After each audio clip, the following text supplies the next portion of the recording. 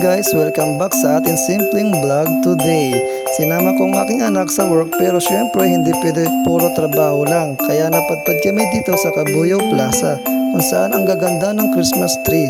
Kahit ako feeling bata ulit. Ayan o, ang gaganda, parang gusto ko rin magpa-picture. Kahit wala nagpapapicture sa akin pero syempre mas maganda kasama ko ang aking anak. Super excited, o diba? Mas masaya pa siya kaysa sa Pasko mismo. Ayan, naglalakad kami at sinusubukan namin huwag mawala sa gitna ng tao. Siya naman tingin ng tingin sa ilaw.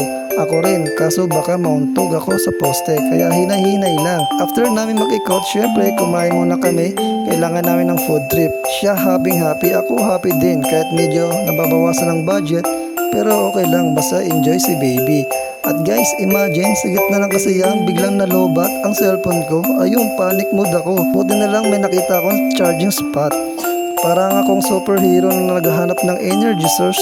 Kasi paano naman ako magbablog kung dead battery na, diba? Pero ayun, overall, sobrang saya ng araw na to. Sana nag-enjoy ang anak ko sa pagpapasyal namin dito.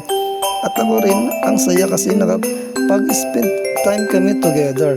Thank you for watching. This is simple vlog. Kahit simple lakad lang, basta kasama ang mahal mo sa buhay, solid na araw. Like and share and subscribe para sa more bonding moments.